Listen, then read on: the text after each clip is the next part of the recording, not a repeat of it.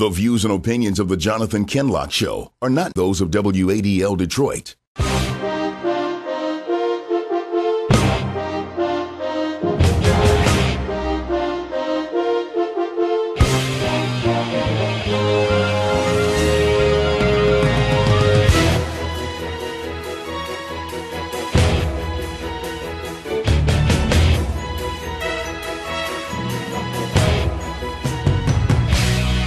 Welcome to the Jonathan Kinloch Show. Tuesday, August 7th is the primary election, and you all know you need to be involved in that election because that's why we have so many challenges here in the state of Michigan and in Wayne County because people are not participating in the election process. Well, today we're going to talk about a few of the races that you will be voting on in the primary election. We'll talk about the 13, 14 Congressional District races, as well as some of the County Commission races. We're definitely going to talk about some of those state rep races in the city of Detroit because of all the races, many of those folks who are in Lansing definitely do not need to return. But because of reapportionment, we definitely know there will be some individuals who will not be returning because a number of Detroit representatives have to compete against one another. So we have here on this show Peggy Goodwin, my good friend from the fun city of Royal Oak, Michigan. She's the Mayor Pro-tem elect as well as City Commissioner from the city of Royal Oak. We also have a representative from the East-side Slate, a well-known and well-respected Slate community organization Slate that has been around for quite some time. So we have a representative from the East-side Slate who will be joining us later on in the show. So stay tuned in. It's going to be a very interesting discussion here on the other side of this break.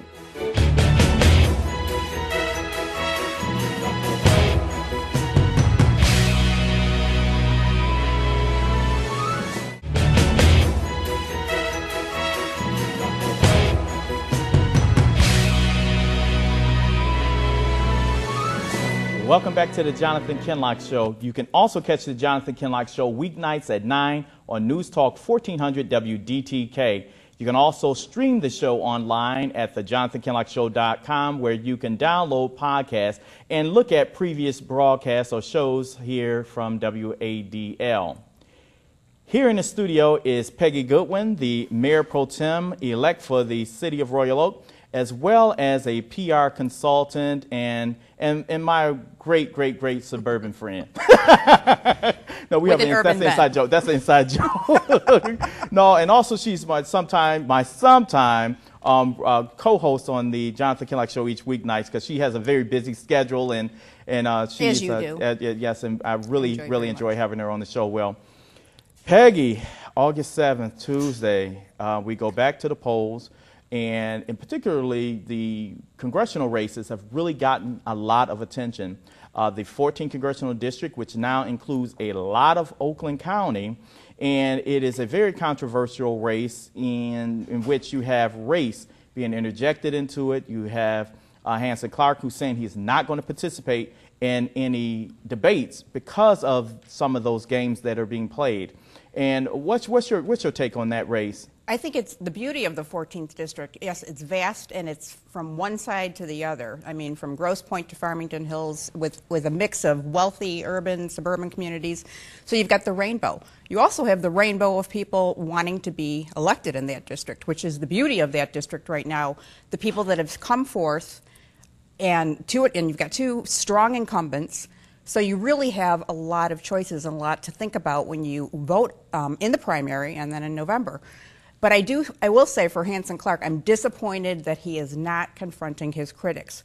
Whatever was said, I mean, that is part of the campaign. I know from running a local small campaign in my own city, you are going to be called out, called names, labeled, run the gamut. You have got to confront. You've got to come forth and speak your conviction. But you know, that race, a lot of the political establishment have pretty much rallied around Gary Peters. Yes. So if I'm Hansen Clarke, I would do exactly what he's doing taking this race to the people.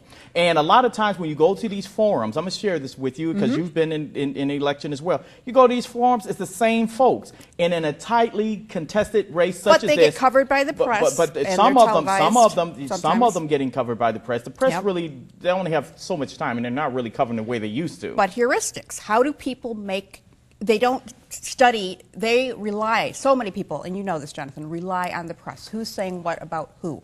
Where can I get the shortest amount of information to make that decision? Well, the press has already endorsed Gary Peters. Gary Peters. So they spoke. But whoever the Free Press endorses doesn't necessarily get elected. We understand know that. We understand. We hope that many of those folks who were endorsed by the Detroit Free Press and or News, who didn't get my support, don't win the election on Tuesday. But let me just say this, that in a race that is highly being pushed by the Democratic Party in favor of Gary Peters, machine, right. The money's Hansen there. Clarke should take this race straight to the people, and he the does. way he That's has. his He style. has been doing that. That's his style. I'm not saying he's out of the race, but I would like to see him, whenever you get called a name or you get called out on something, the worst thing, in my opinion, you can do is not confront it. He's responded to it. He's responded to it. But don't say I'm not showing up for this forum because it's a race. I wouldn't show up for many of these debates I don't care because they if haven't the stacked. candidate's pink, purple, black, white. You want the best candidate, and you want to hear from that But candidate in every way possible. Going to many of these debates in those type of forums, you're not really identifying the real candidates. The way you do, if you want to find out who the real candidate is, go to those community groups where those candidates are appearing. Listen to the questions that are being asked by average Joe in those community meetings. I agree. You should and do that as well. at that point there, without these structured and structured questions or whatnot, go to those community groups where those candidates are, and you'll find out where they really stand. But it's back to the shortcuts. People's time is short. They don't have time to.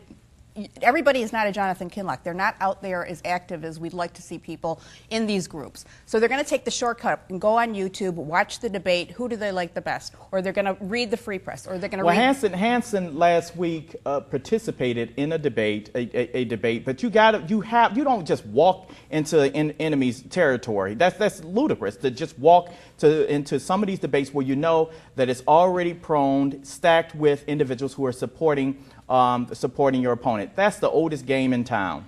Well, you know what, though? Maybe that's exactly what he needs to do, is show up in front of the opponents, and you don't know what people are going to do when they vote. Well, he's shown up, but let me say this. I wish that the political establishment would have vetted these candidates more openly to identify the reasons why they supported these folks, where we all could see it, where we all could see. But Gary Peters has basically been a party goer, a party favorite for years. And part of the reason they're saying the establishment is supporting him, get this, Peggy, is because he is the heir apparent for the nomination to run against Governor Rick Snyder. So they're telling people, we got to support him. He's our best chance of beating Rick Snyder. His state experience at the lottery, he is entrenched is probably not the right word. That doesn't justify. But no, but his experience, he's got vast experience beyond his Congress. You know, that's why he's our congressman today, because he worked his political allies for years leading up to that race. He was in highly contested races in the previous Nolenberg districts. He chose to get into this race because the establishment chose for him to run in a district that included Detroit and a lot of surrounding suburbs, and to hell with having minority representation in Congress, because potentially on Tuesday you could lose one or both of those non-white incumbents out of the Michigan delegation. I will say for one of the female candidates, she is in touch. Which female? Mary Waters. Oh, wow. I will say one thing she said that rings true for me, and I think for every female on the planet. She said, if you want to help Detroit, you help single mothers. And I'm not saying a male wouldn't be able to say that, but I haven't heard that from a male candidate. And I hope whoever gets elected listens to those words. We're going to continue to talk about this race. We're talking about the 14th Congressional District. Now we're going to go over to the 13th Congressional District. We'll be right back after this break.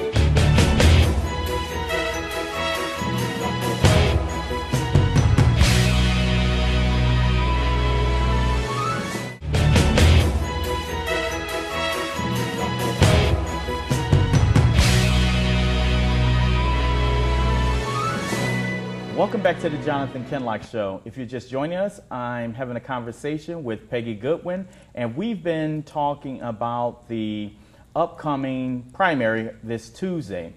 We were talking about the 14th Congressional District, Peggy, but you mentioned going into the break, you were mentioning something about single mothers and a statement made by Mary Waters, and I wasn't able to respond to it. So.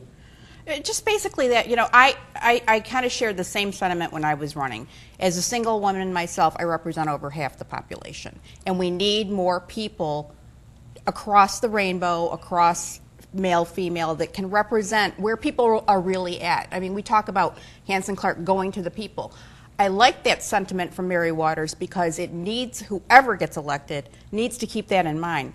If you want to help people, you need to help single mothers because that's where the rubber hits the road. Those are the people raising our future, and it's over half the population. So, well, as I said earlier, that the 14th Congressional District is a very interesting one because you have two Democrats running against each other. Gary Peters, who had for most of it, well, all of his career, represented north of 8 Mile and other communities that did not have the same type of challenges that the city of Detroit has. So it's going to be interesting to see how the winner in the Tuesday's primary will actually be able to represent these communities that are across the spectrum when it comes to economics and it comes to various different social issues.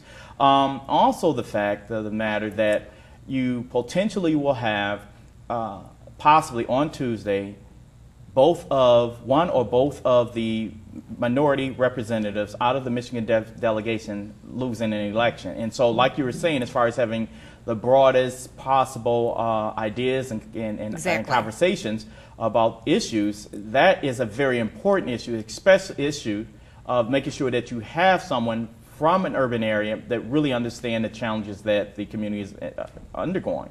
There's the challenges at a level that is vast in some areas, but those challenges exist even in the wealthy communities. So you have to look at, you know, we have this common thread of certain issues that run from Detroit to West Bloomfield, from Grosse Pointe to Farmington Hills, and look at how you can optimize some of those issues and talk about some of those issues and bring people together.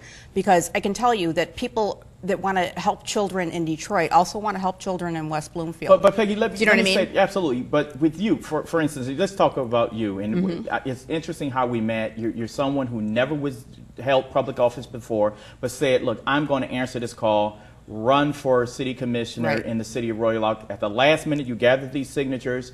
You not only gathered enough signatures to appear on the ballot, but in the last year's election, you came in the highest vote getter, making you the mayor pro tem elect as well as a city commissioner. But one thing I say, since knowing you, you kept your word. You went into office and continued to fight for the folks that you said you were going to fight for. Absolutely. You've continued to take on issues that I disagree with, like shutting down all the clubs. I'm just messing with you. But the point is that you're somebody who really cherishes your position and you're trying to make a difference.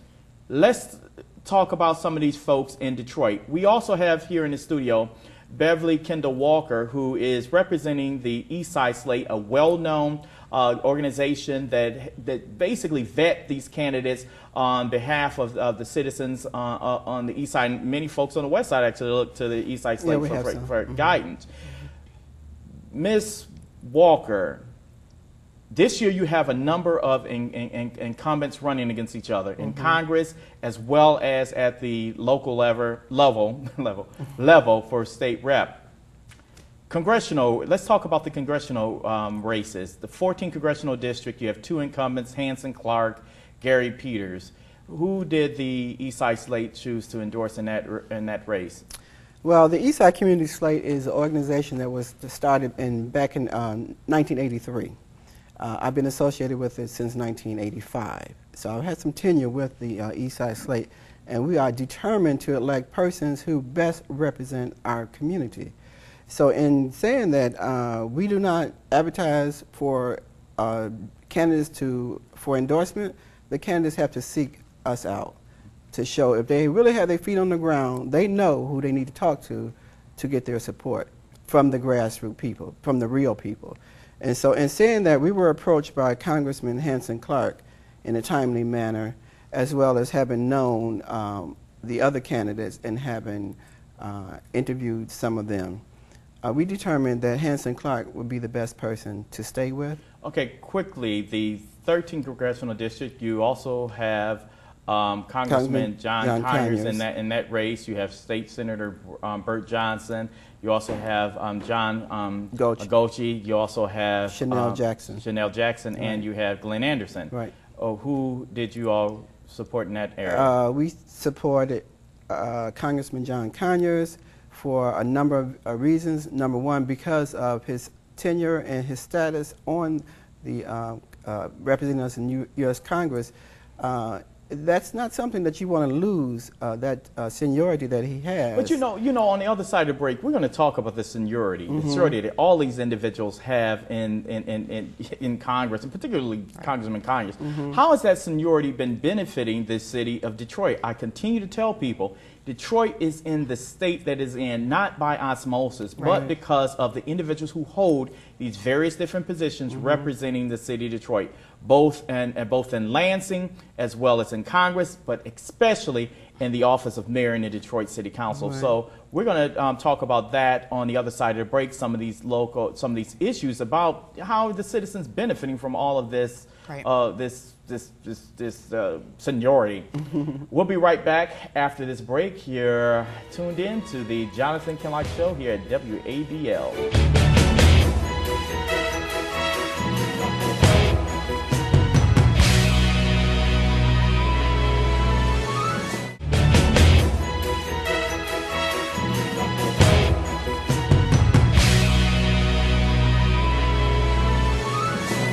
Welcome back to the Jonathan Kinloch Show. If you're just joining us, we've been talking about the August 7th primary, which is this Tuesday. Make sure you get out and vote if you haven't already voted by absentee. Here in the studio is Peggy Goodwin, the Mayor Pro-tem-elect for the city of Royal Oak, as well as Beverley Kindle-Walker, representing the East-side Community Slate. And we've been talking about the 13th, 14th, but 14th district first. Now we're talking about the 13th Congressional District. And it was said that, you mentioned, Beverley, that John Conyers' seniority is important to the citizens who he represents. And I'm asking, and I ask, how has this seniority actually benefited the citizens of his district most immediate? I mean, and particularly in the city of Detroit, all sorts of challenges all over the place. And Peggy, you made a statement as it relates to the Free Press last week, endorsed John Conyers because of his seniority. But seniority, it matters, but more so, what are you doing and they for even the said community he wasn't that more? effective anymore. He was effective in certain civil rights areas, but that's, I mean, he has had his time, and he has been effective, but now it's a different time, and I'd like to hear from Beverley what she feels is the... And you hit it on the head, is he's effective in areas of civil rights. That is a battle that still needs to be fought, and so he is waging that battle. He's representing the common good for the entire country as being the House chairperson of the judiciary. So it's not just what his immediate effect is on the city of Detroit, but what his overall effect is on the whole country, because the position that he's in is because of his years in Congress, but also what he brings to the table is important. You can't match his experience with anybody. Well, let's talk about some of these state house races. You have Detroit that is now under a consent agreement. You had some members of the Detroit delegation who, before the consent agreement was entered into, was actually supporting this consent agreement, and some of them were also supporting an emergency manager. Too often we elect individuals who should be speaking on, or representing the city of Detroit on finding ways to navigate these solutions, to navigate around these problems to get to solutions to the various different challenges that the city is faced with. But unfortunately, you have members of the Detroit delegation who have basically been speaking out of both sides of their mouths, and as it relates to the agenda that has been pushed on the city of Detroit by the Republican leadership in Lansing. Totally. So some of these races, some of these groups endorse some incumbents who actually worked against. Anti-Detroit. Absolutely. I don't get it. Let's talk about some of these candidates. Well, let me just tell you who we endorse in the particular incumbents that you're speaking of is in District 3, where you have Jimmy Womack and John Alumba. Those are the main two players who are in that particular race. Alumba stood up for Detroit, stands up for Detroit, Absolutely. and won't back down. You know, you can't concede a point before you even make your point. You know, so that's what a lot of incumbents have done, and it's just unfortunate for the city of Detroit. But like you said, we vet people. We look at people's track record. Even if we don't talk to them directly, we know what you've done. Absolutely, absolutely. I mean, we have to continue to watch these individuals throughout the year. We saw how John Alumba actually tried to use the rules of the legislature to prevent immediate effect of Public Act 4, and you had individuals in leadership. Jimmy Womack is part of Democratic caucus's leadership, who actually fought against Alumba, fighting your fellow Democrats, saying, no, we're not going to block immediate effect. Yeah, don't make waves. Absolutely. And I saw in the Free Press, what's bothersome to me, Peggy, is when you see in the paper where it talk about reaching or working across the aisles. Peggy, there is no working across the aisle. These politicians in Lansing, and particularly, I haven't seen any good legislation that has been beneficial to the city of Detroit. So how are we benefiting from working across the aisles? Because people come into office unprepared with communication skills. They do not know how to work with their opposition. And that's exactly what I say back to Hansen Clarke. You have got to approach your opposition because you're going to be dealing with it the whole time you're in office. And if you don't learn it on the campaign trail, shame on you. Because once you sit down at that city commission or with the Congress or wherever you're getting elected to, if you don't know how to work with that person you call your enemy or your opposition, there's not going to be any working across the aisle. That's a little different in terms of working with issues in opposition to the other side of the aisle. The Hansen Clarke situation, that's a whole nother. But it's an example of how people retreat when they're criticized. And there's many examples. Politicians across the board. That's a defense. But what I'm saying is that you have the news highlighting their strengths as being able to work across the aisle. You're in these public positions to work on behalf of the public. So when you see statements that people are working on the other side of the aisle, you should see some results. Or the people should benefit from that. And you shouldn't take what you read at face value. We all know that. Critical thinking skills. It goes back to the shortcuts, though. When people are making their decisions about who to vote for, it's shortcuts. Well, we're almost out of time. Ms. Walker, can you quickly go through some of the other candidates and some of the other races that are important? All of them are important, but you know. For the first district, we have Valerie Kendall. Second district, Alberta Tinsley Talabi. Third district, as I said, John Alumba. And fourth district, Carol Banks. That's an open seat. That's a very interesting race. Very interesting race. I'm in that district, and so you have a lot of activity going on in that state house. It was a difficult choice there. Fifth district, because we have a little bit of Fred Durrell's area. Go ahead, keep going. And then sixth district, Maureen Stapleton. For prosecutor attorney, we have Ken Worthy, Sheriff Benny Napoleon, County Clerk Kathy Garrett, County Treasurer Beverley Kindle-Walker, Register of Deeds Willie Burton. For the county commissioners, we have Tim Killeen, 1st District, Jewel Ware, 2nd District, Lamar Lemons, 3rd District, and Irma Clark Cole, 5th District. Very interesting. Last week we had Robert Ficano on the show. I think people need to pay very close attention to that county commission race because at the end of the day, all of these troubles that are going on in Wayne County, the county commission is a co-equal branch of government, and the buck stops with them as well. Absolutely. Oversight. That's the key. You're held accountable when you get elected. And the treasurer who writes the checks. Absolutely. Well, I want to thank you, Peggy Goodwin, my dear friend and co-host of the Jonathan Kinloch Show, which airs weeknights on News Talk 1400 WDTK, and Beverley Kindle-Walker, also your candidate for treasurer. So good luck on Tuesday. Thank you, sir. I know of no safe repository of the ultimate power of society but the people. And if we think them not enlightened enough, the remedy is not to take power from them, but to inform them by education. That's what I hope you get each week here on the Jonathan Kinloch Show, information and news that educates you on all of these issues that affect us around here. We'll be back with you next week, same time, same station. Have a great week.